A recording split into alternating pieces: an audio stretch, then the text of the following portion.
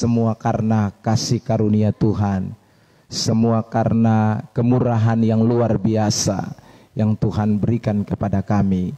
Terima kasih Tuhan, karena itu pagi hari ini berkenanlah Tuhan berbicara buat kami.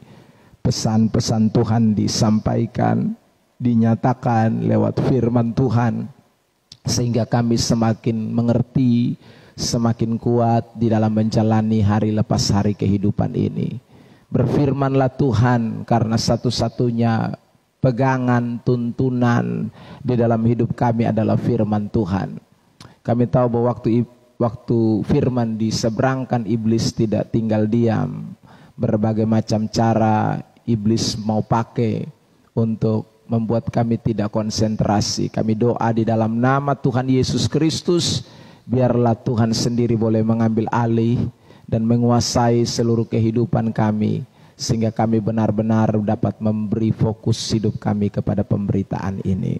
Terima kasih Tuhan, di dalam nama Kristus Yesus firman yang hidup itu, kami sudah berdoa mengucap syukur kepada Bapa di sorga. Haleluya, amin. Silakan duduk Bapak Ibu Saudara. Baik, hari ini kita akan memperhatikan tema khotbah kita tentang Amazing Grace. Dan hari ini adalah yang terakhir, kasih karunia yang luar biasa, Amazing Grace. Dan hari ini kita akan mempelajari bagian terakhir. Saya menggabungkan dua bagian yang seharusnya dibahas satu persatu, tetapi saya melihat ada kesamaan dan kemiripan, sehingga saya menggabungkan kedua bagian ini menjadi satu bagian. Baik, Bapak Ibu Saudara yang diberkati oleh Tuhan, sebagaimana kita sudah pelajari beberapa minggu ini tentang kasih karunia yang luar biasa atau Amazing Grace, di dalam dalam ayat yang menjadi sorotan kita, yaitu 1 Korintus 15 ayat yang pertama sampai dengan ayat yang ke-11, dan ayat rujukan kita terlihat dari ayat yang ke-10. Saudara yang diberkati oleh Tuhan, di mana Paulus menyatakan tentang dia hidup di dalam kasih karunia Allah. Dan ini yang kita sudah pelajari beberapa minggu di dalam beberapa topik pembahasan. Klik. Topik pembahasan yang pertama yaitu kita sudah mempelajari tentang kasih karunia dan Injil. Yang kedua, kita juga sudah mempelajari tentang kasih karunia dan ketidaklayakan kita pada beberapa hari yang lalu. Dan hari ini kita akan memperhatikan mengenai kasih karunia dan hidup baru, dan juga kasih karunia dan kerja keras. Ini dua bagian yang akan menjadi sorotan atau pembahasan kita pada kesempatan diberkati ini, di bawah subtema kasih karunia dan hidup baru. Klik. 1 Korintus pasal yang ke-15 ayat yang ke-9 dan ayat yang ke-10. Bapak Ibu Saudara, saya membaca bagian firman Tuhan ini untuk kita sekalian. Karena itu, karena aku adalah yang paling hina dari semua rasul, bahkan tidak layak disebut rasul, sebab aku telah menganiaya jemaat Allah. Tetapi karena kasih karunia Allah, aku adalah sebagaimana aku ada sekarang. Dan kasih karunia yang dianugerahkannya kepadaku tidak sia-sia. Sebaliknya, aku telah bekerja lebih keras daripada mereka semua. Tetapi bukannya aku, melainkan kasih karunia Allah yang menyertai aku. Saudara yang diberkati Tuhan, ayat yang ke-9 dan ayat yang ke-10 dari teks pembacaan kita pada pagi hari ini terlihat jelas bagian yang saya ingin tekankan tentang hidup baru. Karena kalau kita memperhatikan di ayat yang ke-9 bagian terakhir, Rasul Paulus menyatakan sebuah pernyataan bahwa saya ini adalah penganiaya jemaat. Berarti Rasul Paulus ini punya latar belakang hidup yang jahat, latar belakang hidup yang tidak baik, seperti yang kita sudah ketahui dari Kisah Rasul pasal yang ke-9, bagaimana Saulus itu menjadi seorang promotor di dalam penganiayaan jemaat mula-mula pada masa itu. Bukan hanya promotor, tetapi dia juga adalah sekaligus pelaku langsung yang turun tangan, yang saudaraku dari rumah ke rumah kata Alkitab menganiaya umat Tuhan. Tetapi kita tahu bersama bahwa di dalam perjalanan menuju ke Damsyik, Alkitab berkata kepada kita bahwa dia bertemu dengan Tuhan Yesus, dan ketika itulah terjadi sebuah perubahan atau revolusi terjadi atas pribadi seorang yang bernama Paulus, sehingga dia mengalami perubahan hidup, pertobatan, hidup baru.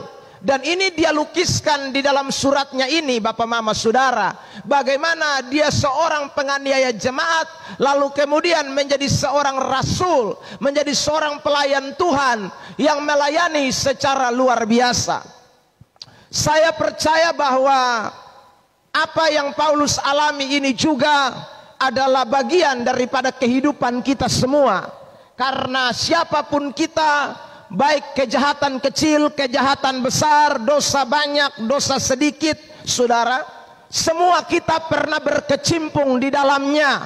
Semua kita pernah hidup di luar daripada terang Kristus.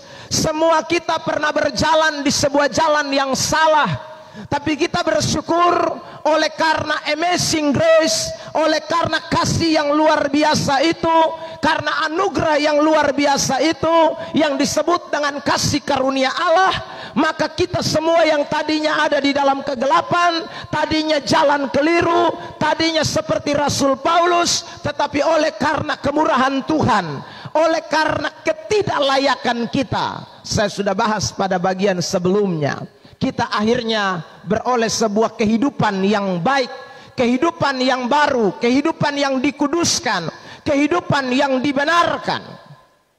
Bapak Ibu Saudara yang diberkati Tuhan. Lalu bagian yang juga mempunyai kaitan adalah Paulus berkata bahwa setelah dia masuk ke dalam sebuah zona hidup yang baru, dia bekerja lebih keras. Tentu kata bekerja lebih keras ini berkaitan erat dengan pelayanan Rasul Paulus. Berkaitan erat dengan bagaimana dia sungguh-sungguh memberi hidupnya kepada Tuhan dalam konteks hidup yang baru. Nah, karena itu tadi saya katakan dua bagian ini kita gabung menjadi satu. Nah, mari sekarang kita akan belajar beberapa hal dari tema ini. Apa saja bukti bahwa hidup baru itu oleh karena kasih karunia Allah? Saudara yang diberkati oleh Tuhan, jadi hidup baru yang dialami oleh orang Kristen, hidup baru yang dialami oleh saudara dan saya, termasuk juga Rasul Paulus tentunya yang menjadi teladan kita atau menjadi topik pembahasan ini, itu bukan karena usaha manusia, itu bukan karena kekuatan kita, itu bukan karena kita lalu berusaha bertemu dengan Tuhan, tidak. Tapi semata-mata karena kasih karunia Allah. Makanya di ayat 10 kata kasih karunia itu diulang beberapa kali. Klik, kita lihat ayat 10. Saya garis bawahi saudara kalimat kata kasih karunia Allah. Paulus berkata di sana, tetapi karena kasih karunia Allah, aku adalah sebagaimana aku ada sekarang. Dan kasih karunia yang dianugerahkannya kepadaku tidak sia-sia. Sebaliknya aku telah bekerja lebih keras daripada mereka semua. Tetapi bukannya aku, melainkan kasih karunia Allah. Kata kasih karunia Allah diulang 3 kali di dalam topik ini, saudara yang diberkati.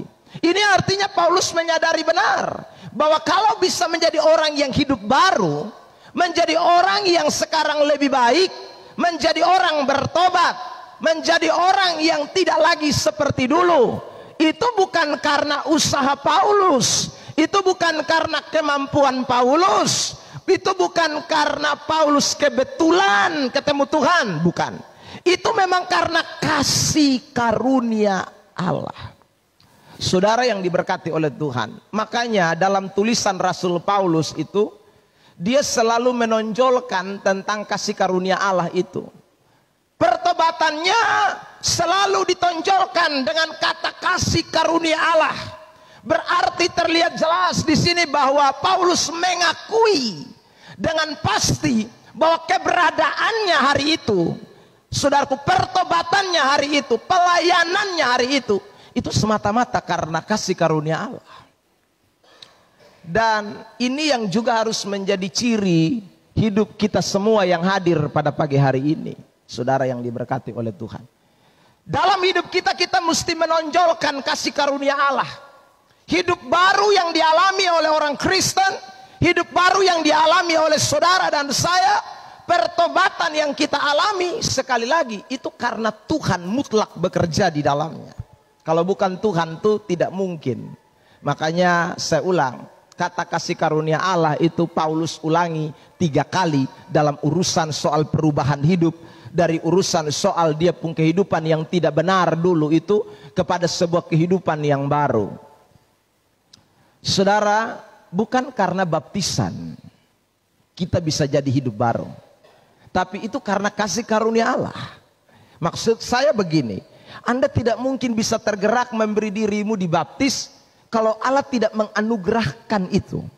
Anda tidak mungkin bisa, saudara yang diberkati, berkata tidak kepada hidup yang lama, berkata tidak kepada sebuah kehidupan yang pernah kita jalani bertahun-tahun, yang menjadi kesenangan kita, lalu kita tiba-tiba beralih kepada sebuah kehidupan yang baru. Itu sangat tidak mungkin kalau bukan karena kasih karunia Allah.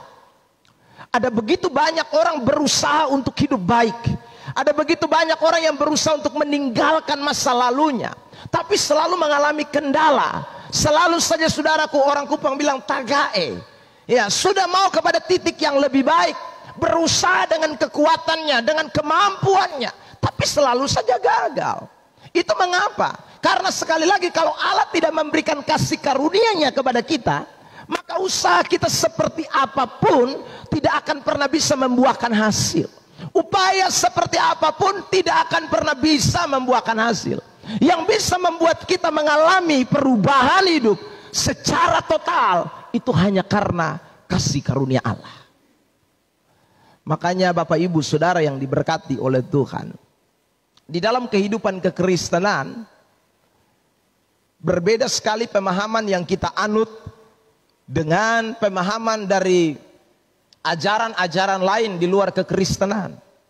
Ajaran di luar kekristenan adalah berusahalah dengan upayamu supaya Anda bisa mengalami sebuah perubahan. Tetapi di dalam kekristenan kita tahu bahwa segala usaha kita itu akan jadi sia-sia tanpa ada yang namanya kasih karunia Allah. Ingat kalimat saya ini saudara, itu tidak berarti bahwa saudara dan saya lipat tangan. Itu tidak berarti kita kemudian santai-santai, tidak.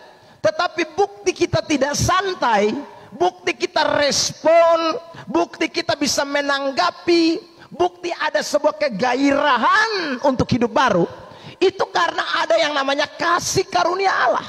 Saya tutup khotbah pada beberapa hari yang lalu pada waktu ibadah tahun baru, saudara yang diberkati oleh Tuhan. Saudara ingat baik-baik, kita tidak bisa hanya melihat kerja Tuhan itu dari sesuatu yang kelihatan, tapi kerja Tuhan itu lebih kepada hal-hal di balik layar yang kita tidak tahu. Saudara dan saya, kita bisa dengar khotbah pagi hari ini dari kasat mata kita, karena sekali lagi kita tadi pagi bangun pagi, lalu kemudian kita siap-siap. Tetapi bagaimana kita bisa bangun pagi kalau bukan Tuhan yang membangunkan kita? Bagaimana kita bisa punya gairah semangat untuk datang ibadah kalau bukan Tuhan yang memberikan semangat? Jadi kerja di balik layar itu menjadi penting sehingga kita bisa hadir pada pagi hari ini. Begitu juga dengan pertobatan saudara dan saya. Itu mutlak karena ada kerja kasih karunia Allah di balik kehidupan saudara dan saya yang membuat kita akhirnya mengalami sebuah pertobatan. Karena itu Bapak Ibu Saudara, kesaksian kita mesti seperti kesaksian Rasul Paulus. Saya belum pernah baca di dalam Alkitab Rasul Paulus berkata di dalam tulisannya bahwa saya bertobat ini karena Ananias tumpang tangan kepada saya. Setelah Ananias tumpang tangan kepada saya pun mata yang tidak lihat itu akhirnya jadi melihat. Makanya saya bertobat. Tidak pernah Rasul Paulus memberikan kesaksian demikian. Rasul Paulus tidak pernah memberikan kesaksian tentang bagaimana andil dia bahkan di dalam pertobatan itu. Saudara, yang dia selalu tonjolkan adalah mengenai kasih karunia Allah.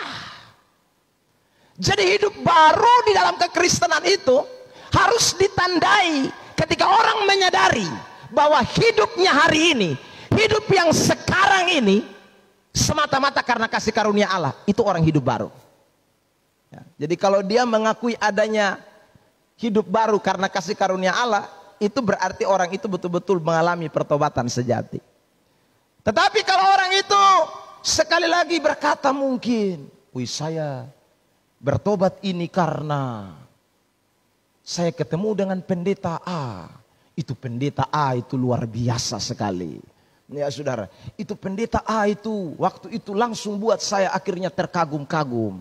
Dan karena saya terkagum-kagum, akhirnya saya percaya kepada Tuhan Yesus dan bertobat. Itu salah, saudara. Itu pendeta yang Anda kagumi itu bisa membawa Anda terkagum-kagum karena ada kasih karunia Allah yang bekerja di baliknya. Itu pendeta Anda bisa ketemu dengan dia karena kasih karunia Allah yang bekerja di baliknya. Tanpa kasih karunia Allah, pendeta itu pun tidak akan datang. Tanpa kasih karunia Allah, Anda tidak akan terkagum-kagum dengan apa yang dia sampaikan. Saudara yang diberkati oleh Tuhan. Tetapi karena ada kasih karunia Allah di balik semuanya itu, maka sekali lagi Anda dan saya akhirnya meresponi, mempercayai, kemudian saudaraku menerima Tuhan, dan kemudian mau meninggalkan hidup kita yang lama. Itu karena semata-mata ada kerja yang namanya kasih karunia Allah. Itu dalam kekristenan. Saudara yang diberkati, karena itu saya kasih kesimpulan yang pertama. Orang yang hidupnya di dalam kasih karunia Allah atau mengalami pertobatan, perubahan hidup karena kasih karunia Allah, itu kapan saja di mana saja, klik, kapan saja di mana saja dia akan selalu menonjolkan tentang kasih karunia Allah. Kapan saja dan di mana saja dia akan selalu menonjolkan tentang kasih karunia Allah. Karena itu saudara yang diberkati oleh Tuhan, kalau saya selesai khotbah KKR misalnya, lalu kemudian ada orang datang pegang tangan dengan saya. Lalu dia bilang begini, Pak Pendeta, Anda luar biasa. Maka hanya ada dua kemungkinan. Saya yang terlalu menonjol, saudaraku, atau dia yang waktu saya omong tidak paham. Hanya itu dua. Kalau saya yang terlalu menonjol dalam khotbah itu, dalam KKR itu, maka sekali lagi saya tidak menonjolkan tentang kasih karunia Allah yang bekerja di balik saya. Saudara yang diberkati oleh Tuhan, maka orang terkagum kepada saya, tapi orang tidak paham kenapa dia bisa kagum kepada saya. Saudara, padahal tanpa ada kasih karunia Allah, maka saya tidak bisa memberikan kekaguman itu. Saudaraku, tanpa kasih karunia Allah itu, maka tidak mungkin. Maka yang seharusnya dikagumi, yang seharusnya ditonjolkan, yang seharusnya diangkat adalah kasih karunia Allah. Bukan soal saudara siapa yang berdiri. Itu tidak boleh lupa. Makanya waktu kita dengar khotbah, waktu kita menyampaikan khotbah, waktu kita menjalani hidup kita setiap hari, harus ingat bahwa saya harus sadar bahwa ternyata di dalam kehidupan ini ada karya yang namanya kasih karunia. Ada karya yang luar biasa, saudaraku, yang bekerja di dalam hidup kita sampai kita bisa mengalami sesuatu yang orang dunia juga kadang tidak bisa pikir bagaimana kok dia bisa mengalami perubahan. Sebab kalau dilihat dari latar belakang Rasul Paulus atau siapa kita, rasanya itu impossible untuk mengalami sebuah perubahan. Seorang pembunuh, penjahat yang membenci kekristenan dengan luar biasa. Bukan hanya angka batu lempar gereja, bukan hanya sekedar olok-olok, bukan. Ini langsung tindakan bunuh orang. Jadi kalau dia bisa mengalami perubahan, itu semata-mata hanya karena kerja kasih karunia Allah di dalam hidup ini. Karena itu saudara yang diberkati Tuhan Yesus Kristus, jangan pernah lupa dengan kasih karunia Allah yang ada di dalam diri saudara dan saya. Setiap saat, setiap waktu, berikan pengakuan kepada dunia bahwa hari ini nih saya bisa ada seperti ini nih karena kasih karunia Allah. Tonjolkanlah kasih karunia Allah itu di dalam seluruh segi kehidupan kita. Itu tanda bahwa kita sedang hidup di dalam kehidupan baru oleh karena kasih kemurahan Tuhan. Yang kedua, saudaraku, sebelum itu saya tunjukkan beberapa ayat yang menunjukkan demikian. Roma pasal 3 ayat 24. Dan oleh kasih karunia telah dibenarkan dengan cuma-cuma. Itu Paulus katakan. Oleh kasih karunia kita dibenarkan dengan cuma-cuma. Jadi pembenaran kita hari ini, kekudusan yang kita miliki hari ini, itu karena mutlak kerja kasih karunia Allah. Saya ulang-ulang ini kalimat, saudara. Dibenarkan dengan cuma-cuma oleh kasih karunia. Kalau ada kata cuma-cuma itu berarti sone ada kotempung andil sama sekali. Saudara yang diberkati oleh Tuhan, Paulus mau menyadarkan kita sekali lagi bahwa tidak ada orang di dunia ini yang dibenarkan karena dirinya, tidak ada. Dikuduskan karena dirinya, tidak ada. Semuanya cuma-cuma karena kasih karunia Allah. Karena itu waktu kita nanti sampai di sorga, saudara, kalau ada malaikat di pintu sorga dan dia bertanya, kenapa kamu saya izinkan masuk ke surga? Saudara yang diberkati oleh Tuhan, apakah jawab kita? Kita tidak bisa jawab bilang, karena saya rajin gereja, karena saya pelayanan kiri kanan, karena saya persembahan paling banyak, karena saya sudah sekian lama jadi pendeta, karena saya, itu tidak bisa. Saudara, kenapa tidak bisa? Karena ternyata jadi pendeta sekian lama, khotbah keliling, saudara yang diberkati oleh Tuhan, jadi orang Kristen, setia ibadat, bayar persepuluhan yang terbaik, semuanya karena kasih karunia Allah. Nah, kalau karena kasih karunia Allah, ingat, berarti semuanya kita lakukan itu bukan karena kita, tapi semuanya karena Tuhan, karena kasih karunia Allah. Maka cuma-cumalah, tidak ada sesuatu yang kita bisa banggakan nanti, saudara yang diberkati oleh Tuhan. Tapi bayangkan kalau orang tidak sadar bahwa hari ini dia punya pertobatan itu karena kasih karunia Allah. Waktu ditanya malaikat Tuhan, dia pasti akan jawab seperti yang saya tadi katakan. Karena dia merasa andilnya dia, kerjanya dia, usahanya dia. Tidak bisa, saudara yang diberkati. Maka kita masih hidup dalam zona yang namanya hukum Taurat. Saya sudah katakan di awal bahwa dalam Alkitab itu hanya ada dua zona, hukum Taurat dan hukum kasih karunia, atau yang kita bahas sekarang ini. Ya. Jadi kalau sudah hidup di dalam kasih karunia Allah, maka kita tidak bisa bangga apa-apapun juga. Semuanya dibenarkan karena cuma-cuma. Yang kedua, Bapak Ibu Saudara, mari kita lihat ayat firman Tuhan ini. Apa saja bukti hidup baru oleh karena kasih karunia Allah? Orang yang mengalami kasih karunia Allah akan mengalami hidup baru. Hidup baru seperti apa? Klik ayat ini kita baca, saudara perhatikan. Tetapi karena kasih karunia Allah, aku adalah sebagaimana aku ada sekarang. Aku adalah sebagaimana aku ada sekarang. Kalimat ini di dalam bahasa Indonesia kita tidak mengerti masa lampau, masa sekarang atau apa. Tetapi saudaraku, kalau kita memperhatikan di dalam Alkitab bahasa Yunani, maka kalimat yang dikatakan aku adalah sebagaimana aku ada sekarang, itu menunjukkan adanya sebuah perubahan hidup yang terus menerus, yang berlakunya perfect, yang berlakunya tidak satu kali, yang berlakunya dari hari ke sehari. Jadi orang kalau mengalami kasih karunia Allah, itu dia akan mengalami perubahan hidup itu dari hari ke sehari. Bertobatnya itu akan terus menerus. Bertobatnya itu tidak hanya satu kali, tapi terus menerus. Bertobat itu ada dua jenis, Bapak Mama Saudara. Bertobat yang satu kali adalah terima Tuhan Yesus, itu tidak bisa 2-3 kali. Terima Tuhan itu satu kali.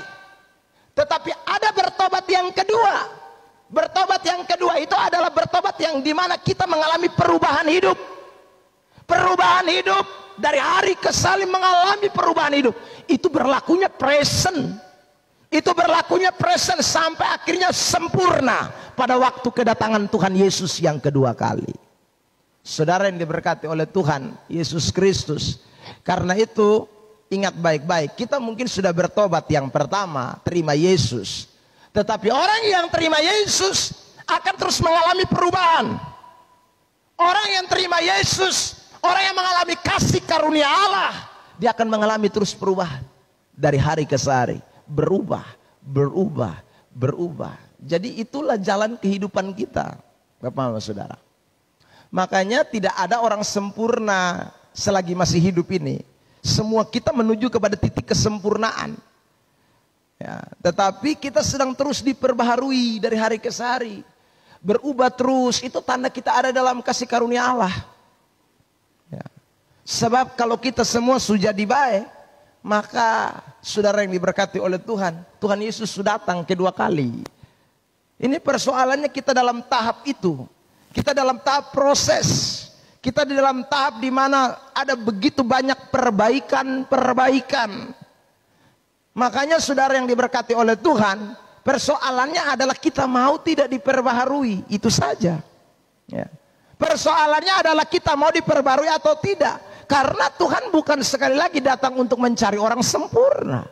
Semua kita yang sudah terima kasih karunia Allah sedang menuju kepada titik perubahan, titik yang sempurna. Dan itu dia lakukan dengan sebuah proses perubahan dari hari ke hari. Makanya Paulus berkata, aku adalah sebagaimana aku ada sekarang. Aku adalah sebagaimana aku ada sekarang. Besok lagi aku adalah sebagaimana aku ada sekarang. Lusa lagi. Demikian terus menerus. Tidak berhenti, saudaraku. Kita mengalami perubahan. Klik yang kedua, saudara yang diberkati oleh Tuhan. Makanya orang yang terima kasih karunia Allah, dia pasti hidupnya itu terjadi perubahan. Hidupnya terjadi perubahan. Terjadi perubahan. Terjadi perubahan. Ya. Tidak langsung. Ya. Saudara yang diberkati oleh Tuhan Yesus Kristus. Rasul Paulus bahkan mengatakan di dalam beberapa kesempatan tentang perubahan hidup yang terus menerus. Contoh ya, mari kita lihat Kolose pasal 3 ayat 10. Dan telah mengenakan manusia baru. Sudah pakai manusia baru. Saudara perhatikan ayat ini ya. Jadi sudah jadi manusia baru. Tetapi kalimat selanjutnya Paulus berkata, yang terus menerus diperbaharui. Sudah pakai manusia baru. Tetapi manusia baru itu ternyata harus dibaharui terus menerus. Kasih karunia Allah itu memperbaharui kita tidak satu kali. Tapi dia memperbaharui kita terus menerus. Lewat proses kehidupan. Saudara yang diberkati oleh Tuhan. Ya. Untuk bisa bertobat, saudara yang diberkati, sungguh-sungguh itu memang butuh proses. Di mana kita dibaharui terus menerus. Yang namanya pembaharuan, saudara yang diberkati Tuhan, itu ibaratnya itu seperti daur ulang. Ya. Kita minum aqua selesai, kita buang. Lalu orang datang pilih itu gelas aqua, saudara. Nanti itu gelas aqua yang sama itu yang kita minum kembali. Tapi waktu kita minum kembali, saudara, dia sudah dalam keadaan baru.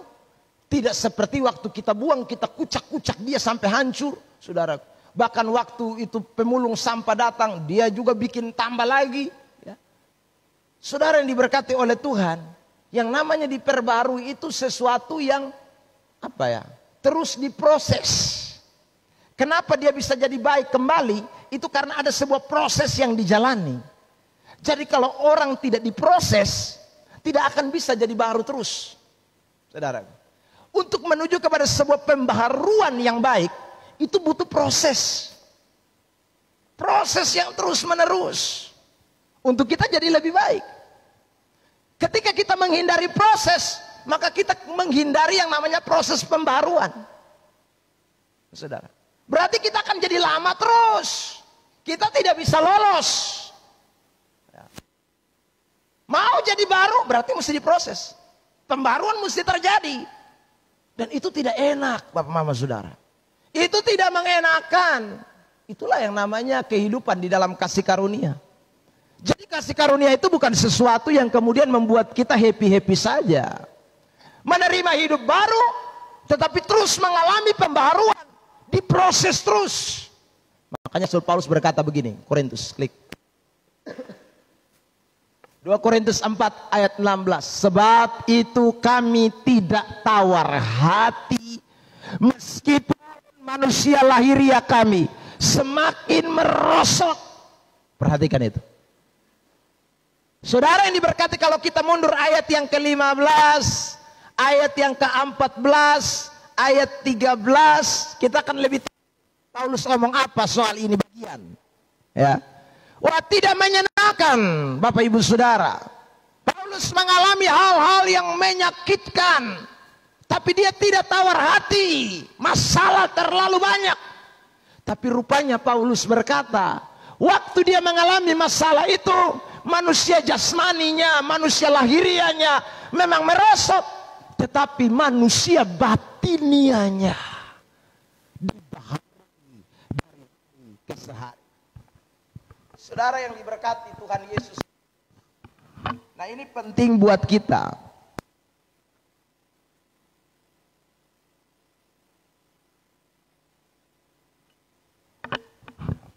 Saya selalu sampaikan, jangan lupa, Tuhan izinkan kita ini menghadapi banyak hal untuk membawa kita mengalami yang namanya pembaharuan. Waktu kita hadapi masalah itu tidak enak. Tetapi sekali lagi ini membawa kita mengerti bahwa hidup ini dibaharui dari hari ke hari.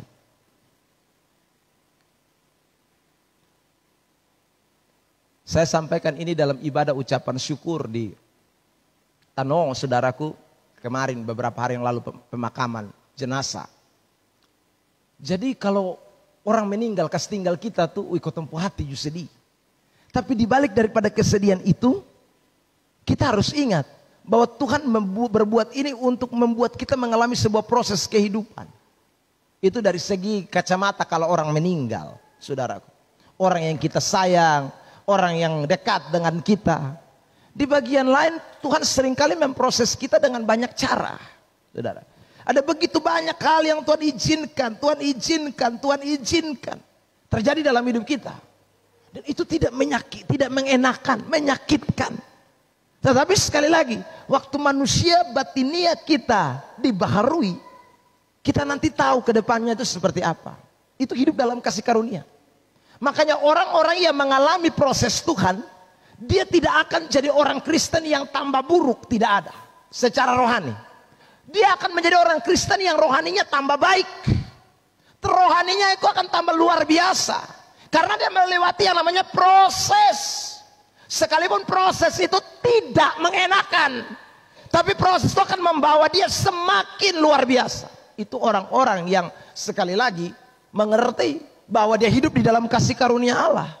Hidup di dalam kasih karunia Allah. Makanya saudara, hari ini kita belajar dari Paulus. Semua kita mengakui dan semua kita akan memberikan sebuah pernyataan yang sama, bahwa Paulus ini orang hebat, orang luar biasa. Apakah dia tidak punya kekurangan? Bukan. Tapi dia adalah orang yang rela bagaimana dia dibaharui oleh Tuhan dari hari ke hari. Bagaimana dia diproses Tuhan dari hari ke hari. Bagaimana dia diinjak Tuhan, saya pakai kalimat itulah. Dari hari ke hari. Dibanting Tuhan dari hari ke hari. Saudara yang diberkati, itu Paulus. Karena itu kalau saudara mengalami sesuatu yang Tuhan izinkan memproses hidup saudara dan saya, ingat baik-baik. Satu, Tuhan punya mau. Jasmani boleh merosot, tetapi batinia kita ini akan dibaharui dari hari ke hari. Sehingga nanti kelak baru kita akan lihat bahwa kita pun hidup baru itu seperti ini di dalam kasih karunia Allah. Klik. Saudara yang diberkati, janganlah kamu menjadi serupa dengan dunia ini, tetapi berubahlah oleh pembaharuan budimu, sehingga kamu dapat membedakan mana yang kehendak Allah, apa yang baik, apa yang berkenan kepada Allah, dan apa yang sempurna. Paulus bilang kita tidak boleh serupa dengan dunia. Orang dunia waktu diinjak menjerit dia. Orang dunia waktu ditekan merontak dia. Orang dunia waktu saudaraku diproses oleh Tuhan, dia tidak mengerti apa-apa tentang kehendak Tuhan. Dia berusaha untuk membela, untuk saudaraku membenarkan dan lain sebagainya. Tapi kalau kita orang Kristen, ayat itu bilang jelas, kita harus mengerti kehendak Tuhan dalam hidup ini. Jangan serupa dengan dunia.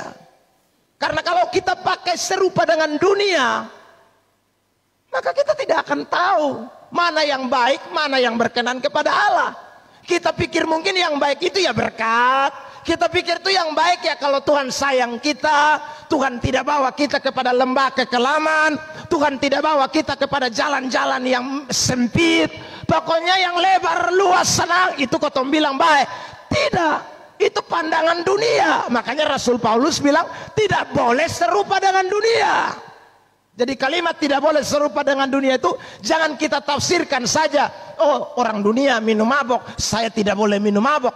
Bukan, tapi dalam soal pandangan pun kadang kita mesti beda dengan dunia. Saudara yang diberkati oleh Tuhan, baru kita bisa mengalami yang namanya pembaharuan. Dibaharui, jadi bagus. Tanpa itu tidak bisa. Saudara yang diberkati, kalau kita sudah mengalami yang begitu, baru dunia akan mengaku. Klik Maleakhi 3. Maka kamu akan melihat kembali perbedaan antara orang benar dan orang fasik, antara orang yang beribadah kepada Allah dan orang yang tidak beribadah kepada Allah. Nanti baru kita lihat perbedaannya. Perbedaannya itu bukannya dari segi pertobatan, tapi perbedaannya adalah sekali lagi ketika kita dibaharui oleh Tuhan. Bukan karena sesuatu yang instan, tetapi sesuatu yang melewati proses kehidupan. Nanti baru dunia bisa lihat. Saudara yang diberkati oleh Tuhan Yesus Kristus,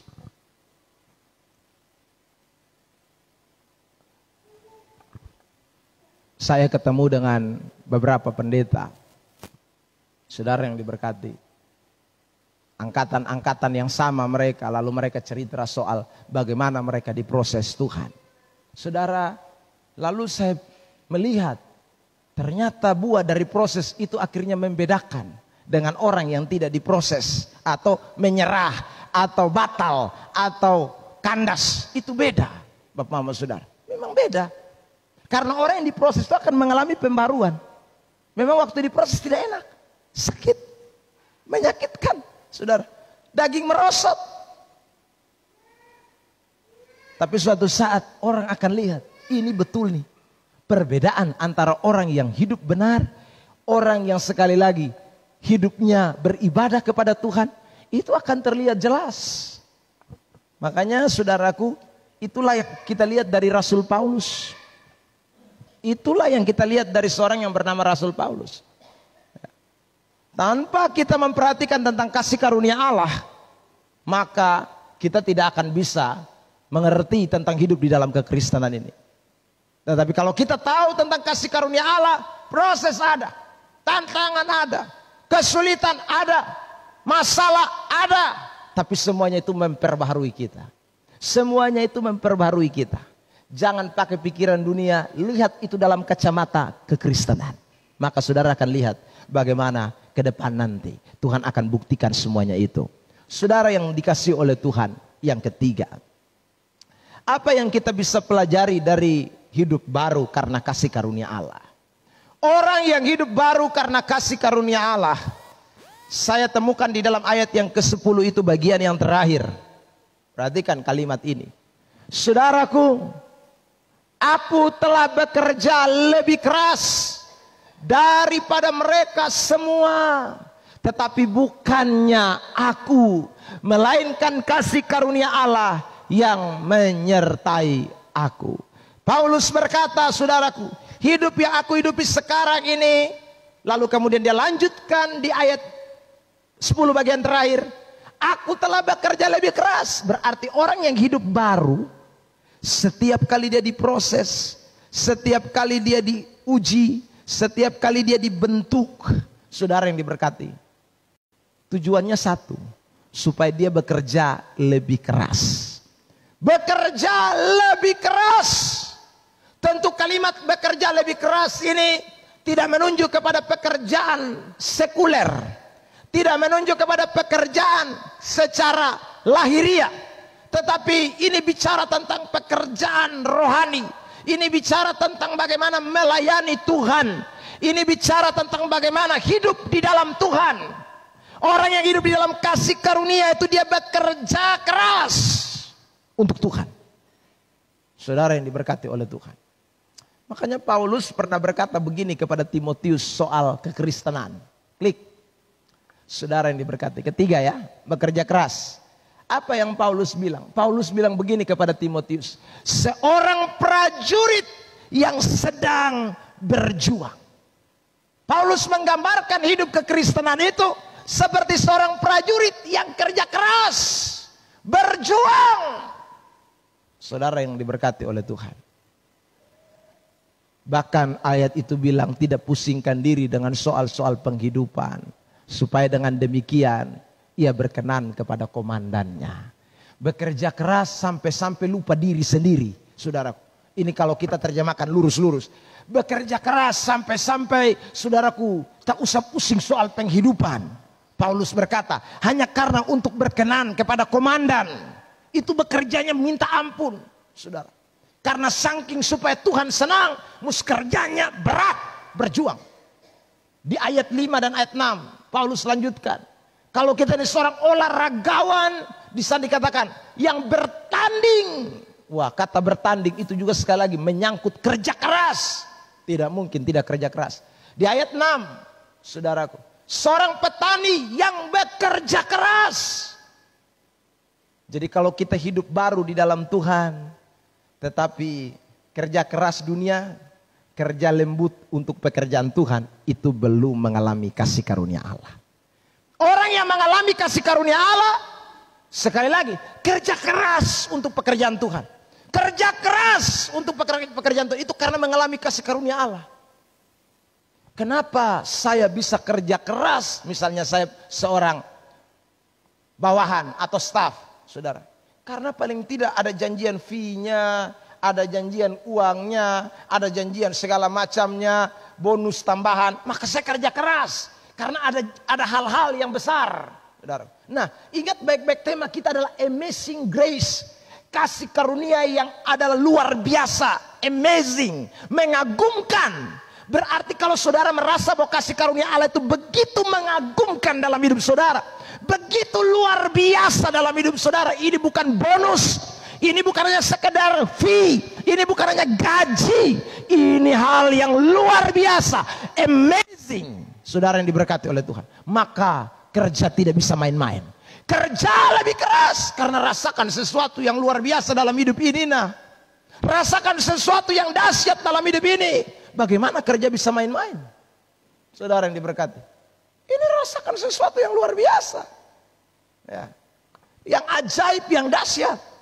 Jadi kalau saudara kita hidup baru di dalam Tuhan. Tapi bekerja kita untuk Tuhan noe nanaok. Orang Kupang bilang. Ya.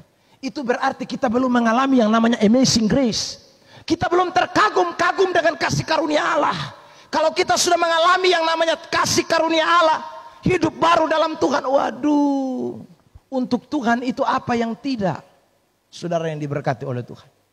Kita akan seperti petani, prajurit, olahragawan yang mati-matian untuk pekerjaan Tuhan, yang bekerja keras untuk pekerjaan Tuhan, saudara. Itu karena yang namanya kasih karunia Allah. Ya. Jadi kalau ada orang bilang saya sudah hidup baru. Kenapa lu bilang lu hidup baru? Saya sudah dibaptis mah. Ya, sudah dibaptis, ya. Tapi kalau Anda tidak pernah kerja keras untuk pekerjaan Tuhan, maka baptisan itu hanya sekedar simbol buat Anda dan saya. Karena orang yang sekali lagi mengalami kasih karunia Allah, dia pasti akan bekerja keras, lebih keras untuk pekerjaan Tuhan.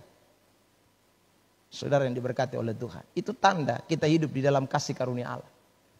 Jadi jangan lupa, kerja keraslah untuk Tuhan. Selagi Tuhan masih izinkan saudara ada di bawah kolong langit ini. Karena itu tanda kita merasakan sesuatu yang amazing. Sesuatu yang luar biasa, sesuatu yang dahsyat di dalam kehidupan kita, kita buktikan dengan kita bekerja keras untuk Tuhan. Paulus berkata lanjut dalam 1 Korintus 3 ayat 10. Sesuai dengan kasih karunia Allah yang dianugerahkan kepadaku, aku sebagai seorang ahli bangunan yang cakap telah meletakkan dasar dan orang lain membangun terus di atasnya. Tetapi tiap-tiap orang harus memperhatikan bagaimana ia harus membangun di atasnya. Dasar sudah ada, tapi bagaimana sekarang kita bangun di atas dasar itu? Kerja keras tidak? Saudaraku yang diberkati, kalau tidak kerja keras, maka ayat selanjutnya di sana dikatakan itu orang membangun dengan kayu, rumput kering dan jerami. Itu tidak kerja keras. Tapi kalau mau bangun dengan kerja keras, emas, perak, batu permata, saudara yang diberkati Tuhan, wah itu kerja keras. Tidak gampang. Kayu gampang dicari, rumput gampang dicari, jerami gampang. Tetapi kalau emas, perak, batu permata, itu tidak gampang, saudaraku.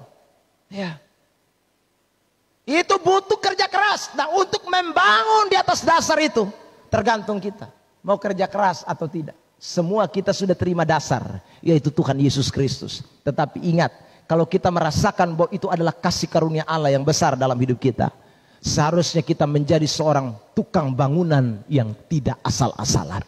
Kita menjadi seorang tukang bangunan yang tidak asal-asalan di dalam bekerja. Kita akan bekerja dengan maksimal. Kita akan bekerja dengan all out. Kita akan bekerja dengan seluruh kekuatan kita. Karena pekerjaan kita hari ini sekali lagi menentukan bahwa kita hidup dalam kehidupan baru atau tidak. 1 Korintus 3 Roma 12 ayat 11. Klik. Kitab Roma pasal 12 ayat yang ke-11. Perhatikan. Janganlah hendaknya kerajinanmu kendor.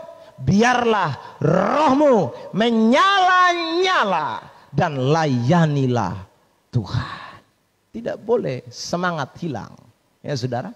Jadi orang yang ada di dalam Amazing Grace, kasih yang mengagumkan, kasih yang luar biasa, tahu sadar bahwa saya hidup hari ini karena kasih karunia Allah. Wah, dia tidak bisa tidak all out untuk Tuhan, tidak bisa.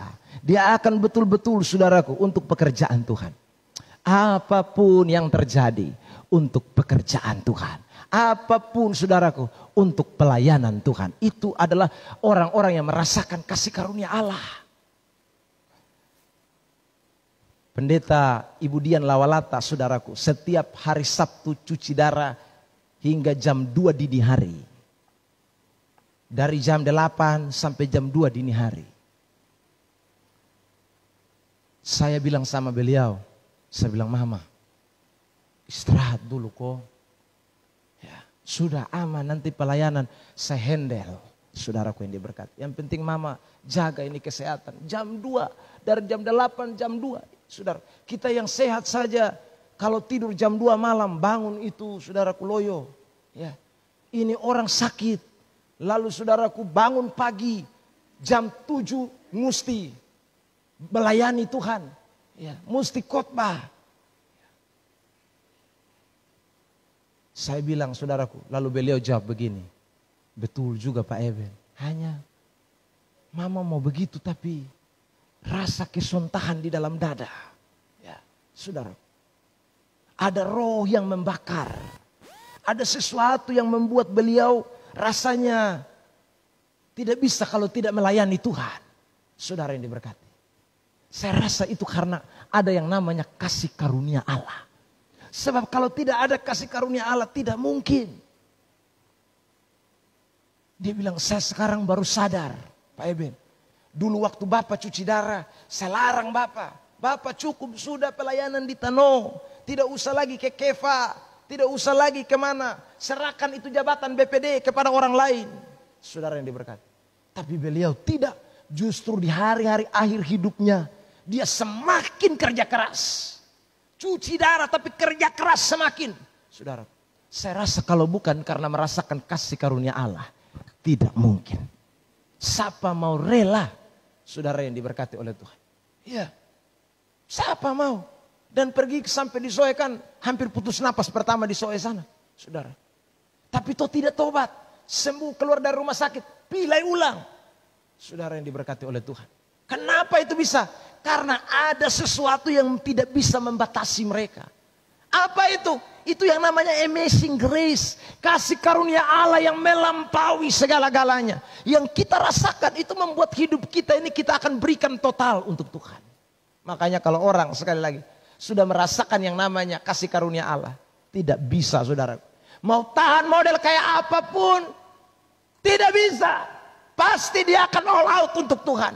Makanya Paulus pernah berkata dalam suratan Roma. Penganiayaan, penindasan, kelaparan, ketelanjangan tidak bisa pisahkan aku. Itu harga mati. Karena dia mengalami yang namanya amazing grace. Kasih karunia Allah. Jadi Bapak Mama saudara yang diberkati Tuhan. Mari kita belajar dari firman Tuhan ini. Betapa pentingnya kasih karunia Allah itu dalam hidup saudara dan saya. Sebab kasih karunia Allah itu memberikan ciri hidup kekristenan yang tidak sama dengan yang lainnya. Saudara, kalau kita punya kasih karunia Allah, kita akan milik yang namanya hidup baru. Hidup baru yang seperti apa? Saya ulang, hidup baru yang akan menonjolkan kasih karunia. Hidup baru yang dimana kita akan mengalami pembaruan terus menerus dari hari ke hari. Hidup baru yang dimana kita akan bekerja keras untuk pekerjaan Tuhan, untuk pelayanan. Seperti prajurit, seperti seorang tukang bangunan, seperti seorang olahragawan, seperti seorang petani yang tidak pantang mundur.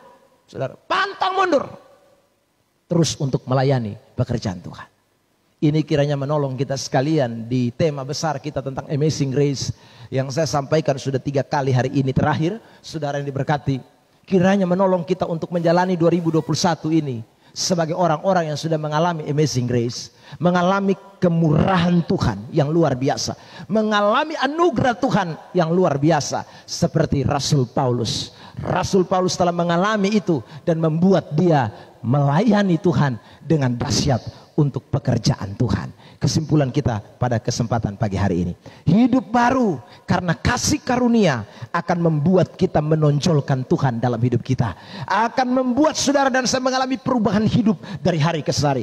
Orang yang mengalami kasih karunia Allah, sekali lagi dia akan bekerja keras untuk kemuliaan dan kebesaran bagi nama Tuhan. Kiranya kebenaran ini memberkati kita sekalian. Sehingga hari lepas hari hiduplah di dalam amazing grace. Kasih Allah yang mengagumkan. Kasih Allah yang luar biasa. Yang sudah dicurahkan buat kita sekalian. Mari pemain musik maju ke depan. Dan kita mau bersyukur buat firman Tuhan. Haleluya, Yesus baik. Terima kasih Tuhan, Engkau dahsyat, Engkau ajaib, Engkau luar biasa.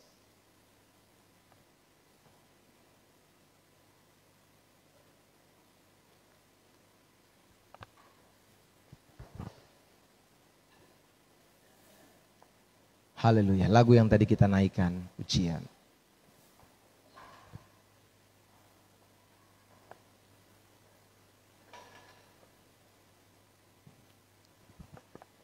Kau hiasi kehidupanku.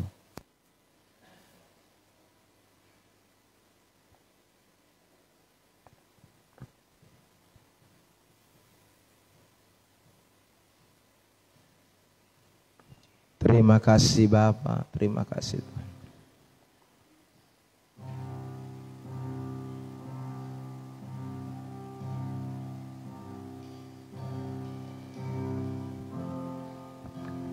Haleluya, Yesus.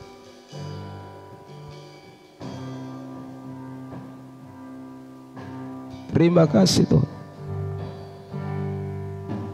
Kau hiasi kehidupanku penuh demurahan-Mu. Kau rancangkan masa depanku penuh dengan harapan. Aku ada saat ini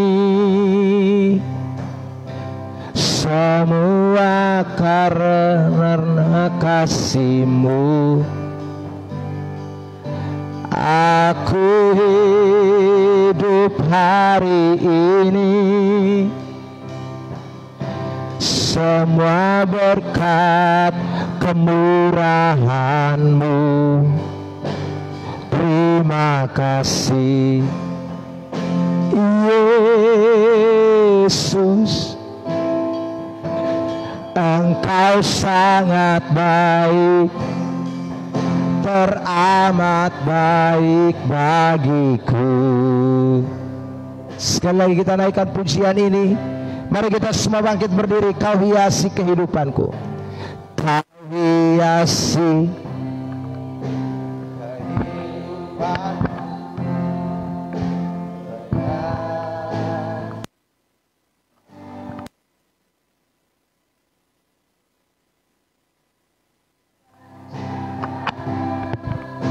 Masa depanku penuh dengan harapan, dengan harapan. Aku ada saat ini. Semua berkat kemurahan-Mu. Aku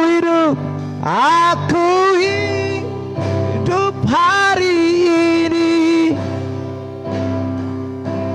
Semua karena murahan-Mu. Terima kasih, haleluya. Yesus,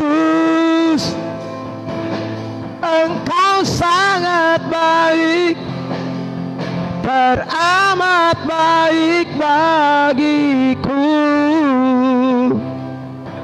Haleluya Yesus. Kalau kita ada hari ini semua karena kemurahan Tuhan. Kita ada karena kasih karunia Tuhan yang luar biasa, amazing. Kita ada hari ini bukan karena kekuatan kita. Kita bisa melayani, kita bisa jadi orang bertobat. Itu bukan karena siapa kita. Dia telah benarkan kita dengan cuma-cuma oleh darahnya. Oleh karena kasih kemurahannya.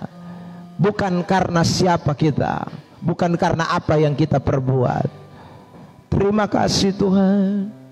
Terima kasih Yesus. Haleluya. Aku ada ini semua karena kasih-Mu.